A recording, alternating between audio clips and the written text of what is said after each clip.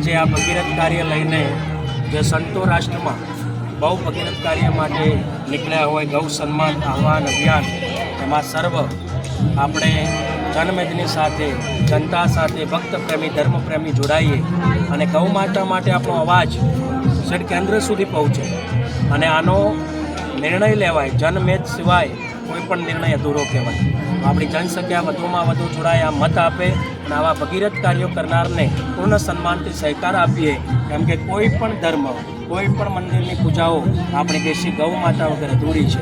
આપણી ગાય માતાને પૂર્ણ સન્માન આપવા માટે આ ભગીરથ કાર્યમાં દરેક ભક્તો જોડાય એવું આ વટીલા ધામ પણ આપને આહ્વાન કરે છે. દરેકને મા ગૌ માતાની, દાદા વટીલાની કૃપા બની રહે એ સાથે આપણા ભગીરથ કાર્યો સંતોના પૂર્ણ થાય એ જ પ્રાર્થના સાથે દરેકને ફરી એકવાર ગૌ માતાની જય, ગૌ માતાની જય. ગૌ માતા રાષ્ટ્ર માતા, ગૌ માતા રાષ્ટ્ર માતા, ગૌ માતા રાષ્ટ્ર માતા. જય જય ગૌ માતા.